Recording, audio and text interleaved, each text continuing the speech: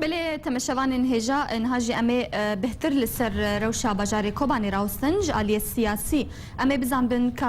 روشا باجاري كوباني بروكودي ودچا بريا اندامي لجنه مركزيه بارتي ديمقراطي كردستان سوريا فيصل ناسو مرحبا بالاستوديو تقلك بخير بي مام مصطفى دس بك دا اون ورك بارتي ديمقراطي كردستان سوريا افهريشن جنشكي بالسر باجاري كوباني تسكرن اونج علي خو بچاوا دخوينن بله سپاس شوي برساته براستی ایرو از دبیجیم برجواندیه کی اف دولتین یه اقلیمی سر ولات کرده اف هیا وقت چوا سال 75 هبو دجمنایه که اوسا هبو سر ولات کرده ایرو از دبیجیم ایرو تشتغل شنگال چی بو و ایرو تشتغل کوبانه جی چدوی از دبیجیم او سیناریو که هیا برجی راحتی دانی نه که تکرم کردن جنش وقت تشتکینو چی بویه او برجی راحتی برنامج کاتی دانین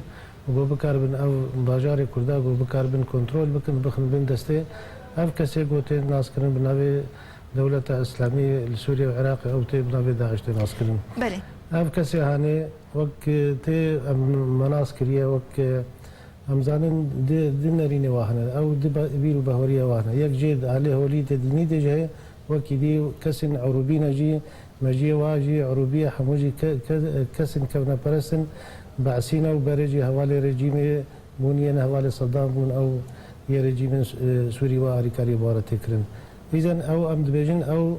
تشتك يعني اف بلانج عليه كيف يا ايش علينا في دولتي تكرن عليه دولته وك اف دولته يرو كردستان هاتيه برچكرنا چار دولت هذا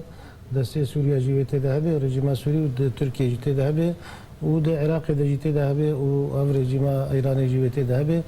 اف داعش وقتی هاتی آوکرن نبرنگ کی راحتی هاتی آوکرن نو کاما ایرو دو چبو اف ام دبیجن اف هیک سه یه گود من دسته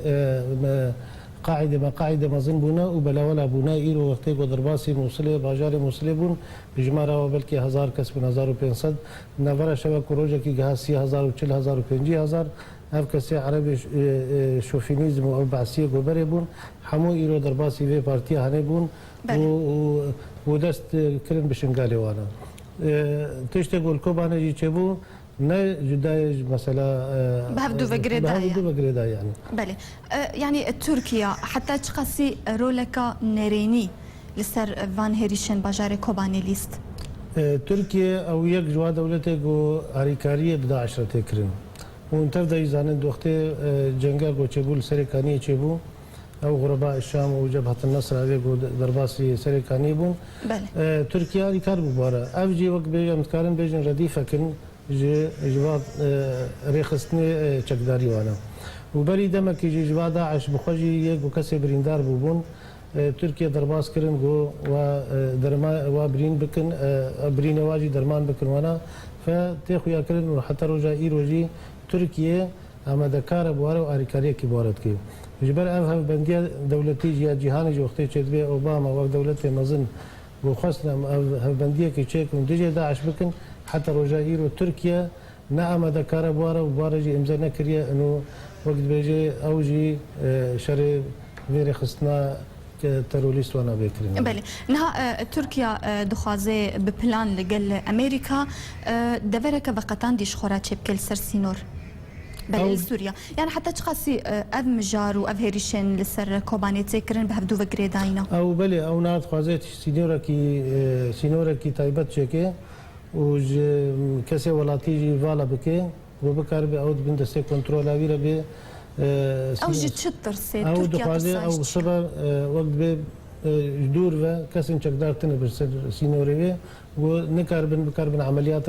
بین کرن او سینوری او راحت به ناخوازه کسی چقدر هبن سر سینوری مسافتك دور هبه 30 كيلومتر 40 كيلومتر دوربونه كبه قول كربه تعداريه لاراميه تركيا بكرد بل يعني براتوي تركيا حتى تشخصي كربه خجباتك دار خلاص بكي او ايكو افتشك درج عليه ودركتنج عليه سر خاكاوي درباسي خاكا سوريا بونا تين پروردكرن الجموان بله او تين پروردكرن حتى وقت برجونديه واكسي هاني ربير خصنا تروريست رهبه ويدا مستند بكي كان جيبي بين برجونديه نما وهنجي جوا دسه خجوا بشو بكي اف بندیا گو دولتی گو تکرین یعنی بله اف دولت مزل گور برجوندی خود گرین یعنی اف کسی گو ایرو آریکارن بواره واد دنا کشتن واد دینا کرن جبوی گو خوب کار بن بپاریزن یعنی مثلا ام کار مشترک بیجم اف کسی مثلا ایرو اوروپا خودی بونه گور قانون اوروپی وانات بینن اوروپا بینن در باست بن خوازن و بشینه ولات رجالات ناوی گوجوا خلاص ببن قانون و بلکن کار به و بگریت تشک سر وات نبی بس ری جواره وتکن گو در کبن رجالات ناوی رو در بین کشتن دو کی اسای دیجی جوا خلاص بونه یعنی ملت خو خو ناخن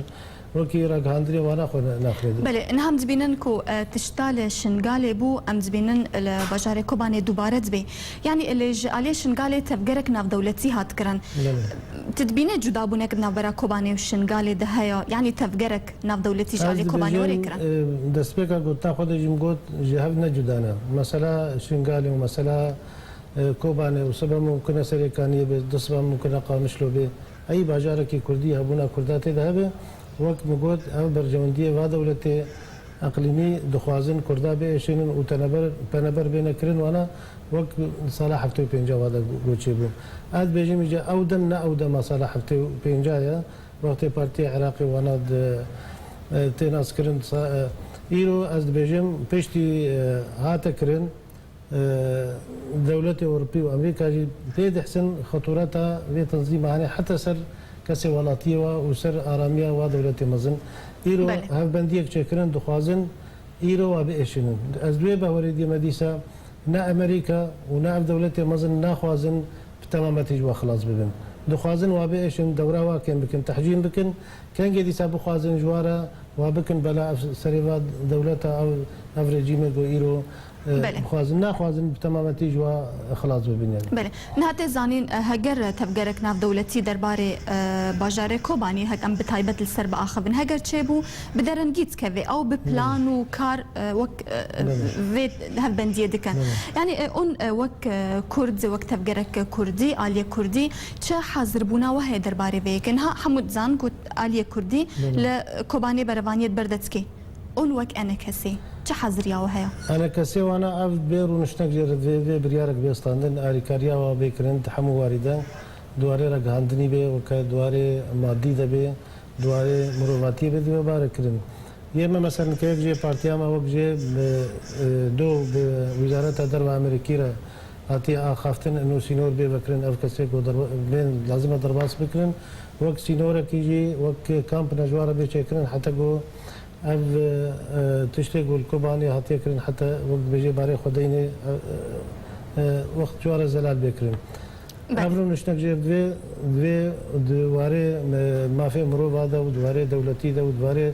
ليدا يعني رونشتن بكير علي كاري اونجي كيدو خاصه انجمان 12 13 بارتي تي دكار دكن دوي تبدا اللي رونن واريكار بن دوا منظمات افري خصني ما في مرو وانا بكار بن اريكاريه كجوار بكرن حتى